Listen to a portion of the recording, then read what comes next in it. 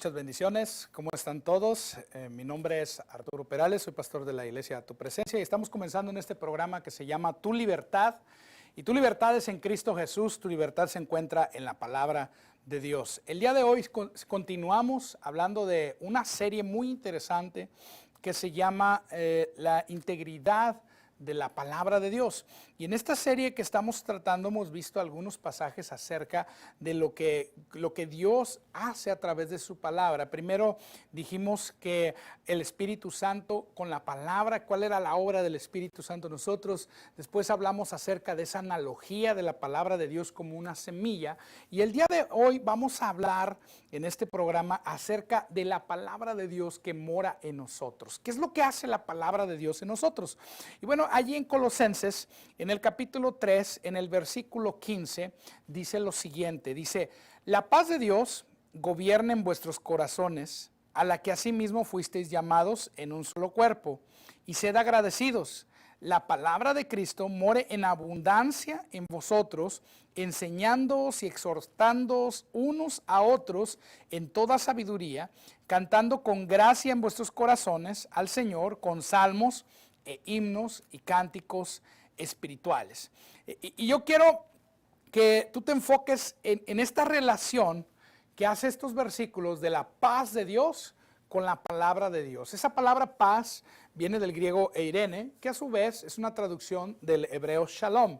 Y esa palabra paz significa nada roto, nada quebrado, todo completo. También puede ser traducido como bienestar y como inclusive puede ser traducido como prosperidad. Entonces tenemos que para que la paz de Dios pueda gobernar en mi corazón es muy importante que la palabra de Cristo, acuérdate, Jesucristo. ¿Quién es Jesucristo?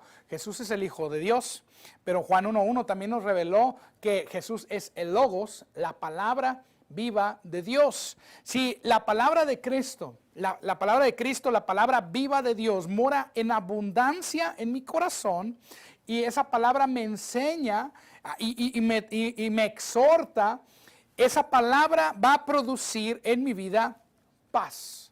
Y como les decía, paz tiene un significado, ¿no? El significado de paz pues no es simplemente tranquilidad o no es simplemente ausencia de conflicto.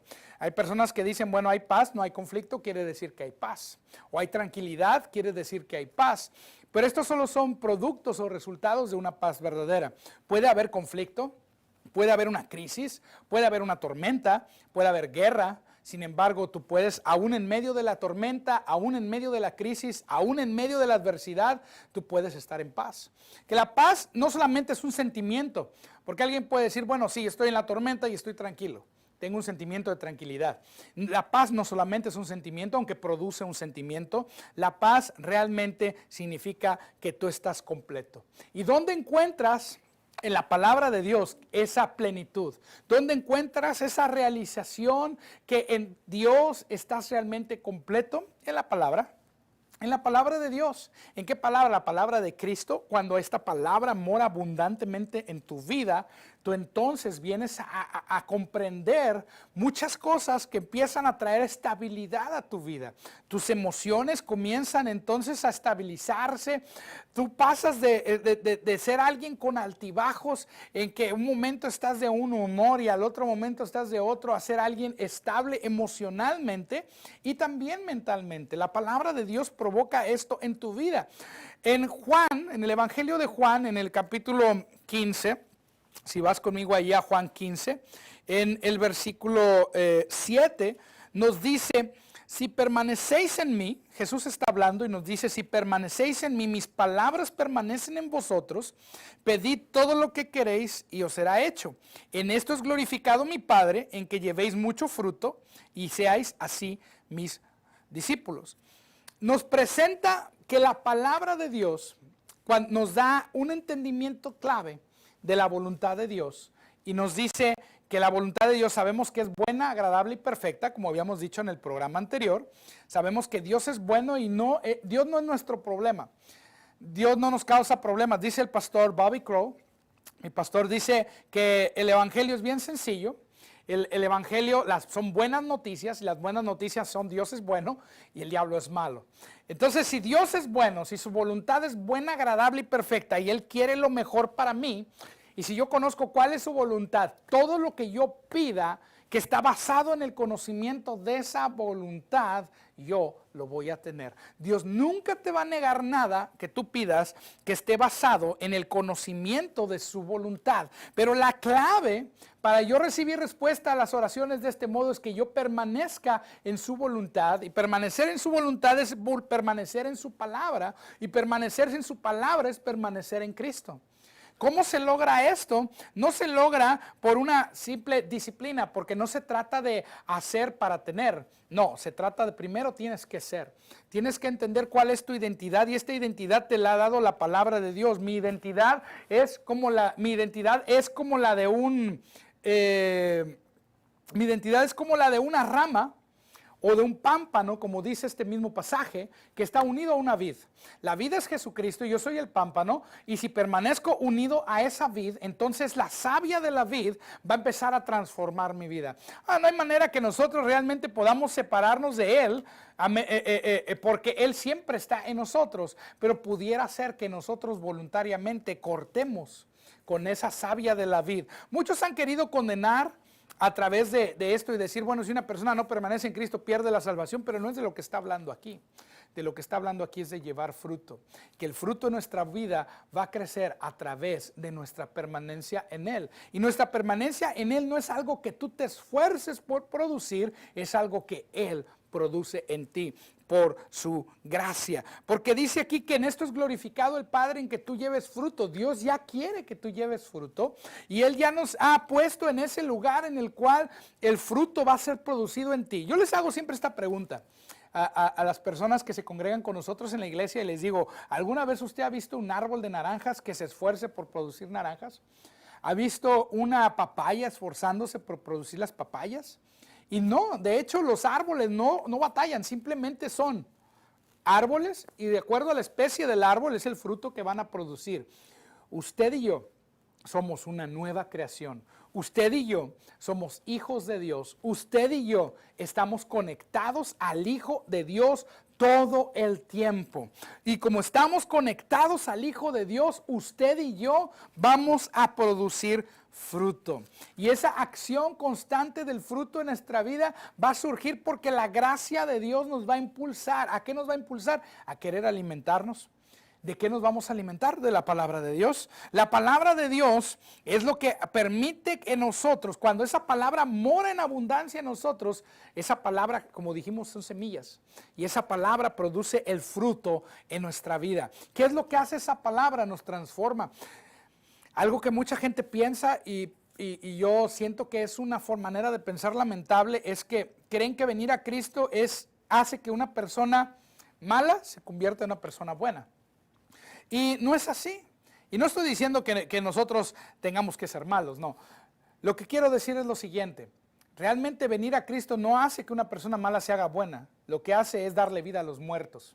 Una persona que estaba muerta en sus delitos, en pecados, en una vida de apariencias, en una vida apartada de Dios. Cuando viene a Jesucristo, Jesús con los brazos abiertos lo toma y lo hace una nueva creación. Y esa nueva creación es lo que causa que esa persona venga a ser libre. Esa nueva creación dentro de él, cuando esa persona se hace consciente de esa nueva creación, hace que esa persona sea libre del pecado y libre de una vida apartada de Dios. Y eso es lo que estamos compartiéndote para que tú tengas tu libertad. Tú necesitas la palabra de Dios que mora abundantemente en tu corazón. Es la integridad de la palabra de Dios, es que lo que dice ahí se llevará a cabo. Y el yugo de Cristo es fácil, no es muy difícil, simplemente cada día meditar en una verdad de la palabra de Dios para que esa verdad se establezca en nosotros. Nosotros no tenemos que hacer nada más que creer y descansar en la realidad de lo que dice la palabra de Dios. No tenemos que hacer grandes obras religiosas, no tenemos que ir hincados a algún templo, a alguna basílica, no tenemos que hacer nada más que creer en la realidad de quién es Jesucristo y qué es lo que Él ha hecho en tu vida. vida. ¿Y dónde encontramos esa información?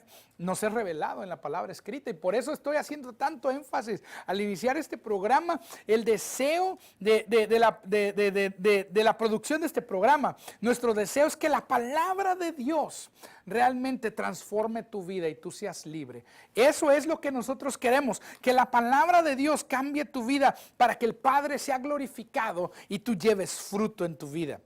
Ahora, en Efesios, en el capítulo 3, encontramos a Pablo orando. Yo le recomiendo a la gente que si quiere ser un árbol que lleve mucho fruto, todos los días tome tiempo para orar las oraciones de Pablo.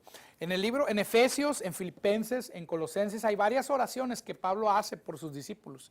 Y estas oraciones tú las puedes personalizar. Yo todos los días me levantaba en las mañanas y después de orar tomaba las oraciones de Pablo y decía: gracias, Dios, que tú me das espíritu de sabiduría y de revelación en el conocimiento de tu palabra. La Biblia dice en el conocimiento de Cristo, pero el conocimiento de Cristo es la palabra. Y todos los días me levantaba y hacía esas oraciones que se encuentran en Efesios 1, está una, en Efesios 3 está otra. Y yo quiero citarte parte de una de esas oraciones, ahí en Efesios 3. Mi recomendación es que tú hagas estas oraciones, pero Pablo ora por sus discípulos, esto bien importante, que dice que él quiere que habite Cristo por la fe en sus corazones. No les está diciendo que ellos no tienen a Cristo, no les está diciendo que ellos no conocen a Jesús, no les está diciendo que no son salvos, no, ellos eran salvos, ellos estaban conectados a la vida. Lo que te conecta a la vida es la fe. La salvación es solamente por fe y solamente por gracia. No hay nada que tú puedas hacer más que creer en el hecho de que Jesús es el Hijo de Dios. Y ellos ya estaban conectados a Dios, ellos ya eran salvos, ellos ya eran nacidos de nuevo. No les estaba diciendo: ustedes, Cristo lo está por allá y ustedes están en otra parte. No. ¿Qué es lo que les está diciendo? Tenemos que entender que Jesucristo es el Logos. Jesús es la palabra viva de Dios.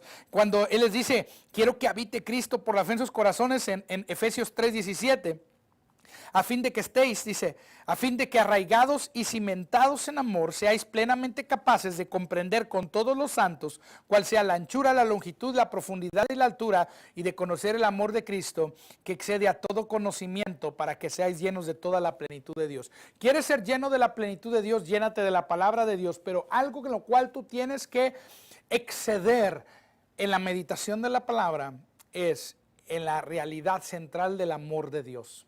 Eso es bien importante, que cuando tú conoces la palabra de Dios te va a cimentar. ¿Y qué significa cimentar? ¿Alguna vez has visto cómo se construye una casa? Cuando se va a construir una casa, lo primero que hacen en un terreno después de limpiarlo es hacer unos agujeros enormes. Y en esos agujeros enormes empiezan a vertir mezcla, comienzan a echar allí piedras, bloques, empiezan a hacer lo que se le llaman los cimientos de la casa. Y comienzan a levantar columnas en esos mismos agujeros, que al ser rellenados con la mezcla empiezan a poner columnas arriba de ello, y eso es lo que va a sostener la casa. Cuando dice cimentado en amor, la Biblia se compara a una roca. O sea, la palabra de Dios es comparada a una roca. Pero en esa roca, una verdad central de esa roca es el amor de Dios. Y por eso dice que habite Cristo por la fe. ¿La fe en qué? Fe en Cristo, fe en el Logos, fe en la palabra de Dios. Esa fe en la palabra de Dios hace que tú estés cimentado. Y otra palabra que utiliza es arraigado. Y esa palabra arraigado significa una raíz profunda que está plantada. Hay algunos árboles que tienen una raíz tan profunda que cuando viene un huracán o viene una tormenta o viene un aire del norte, el aire no les hace nada. Uno de este tipo de árboles es la palmera. Dice el Salmo 1 que el justo será como la palmera. ¿Por qué? Porque la palmera tiene una raíz tan profunda que cuando viene el huracán podrá tumbar muchos árboles, pero un árbol que permanece firme es la palmera, porque tiene una raíz profunda, está arraigado. Y nosotros tenemos que ser cimentados o arraigados y cimentados en amor. ¿Y cuál es el amor? El amor es que Jesús vino, murió y resucitó por nosotros para perdón de nuestros pecados, pero para que tengamos vida eterna. ¿Y vida eterna en qué consiste? En conocerlo a Él, conocer a Dios. Comienzas entonces un viaje con el Señor, para conocerlo a Él. Y por eso dice, para que podamos conocer el amor de Cristo, cuando nosotros estamos estudiando la palabra de Dios y nos centramos en el amor de Cristo que excede a todo conocimiento, eso nos lleva a la plenitud de Dios.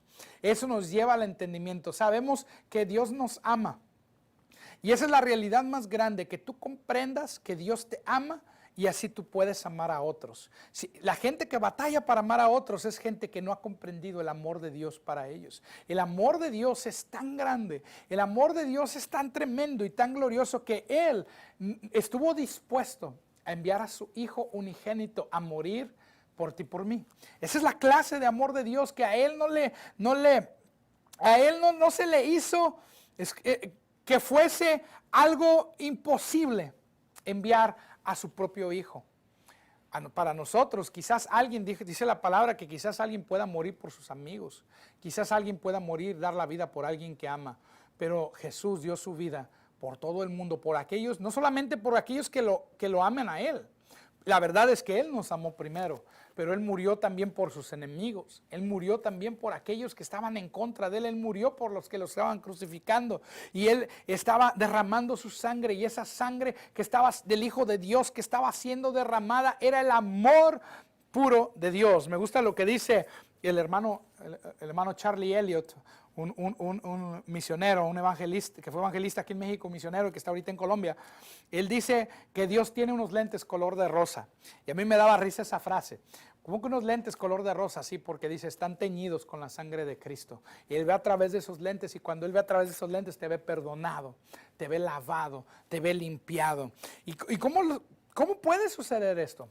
Simplemente por la fe en la palabra de Dios. Por la fe en lo que se nos ha dado, porque se nos ha otorgado algo. La gracia de Dios es lo que Dios ha hecho por nosotros, pero para acceder a las riquezas de esa gracia, yo tengo que creer lo que la palabra de esa gracia me revela y me dice a mí.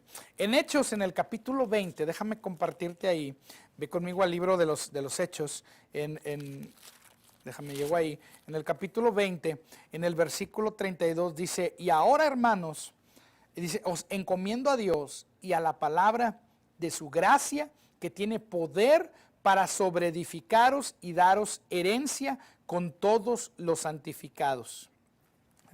La palabra de la gracia de Dios. ¿Qué es la gracia de Dios? Gracia de Dios significa favor inmerecido. Pero no solamente es favor inmerecido.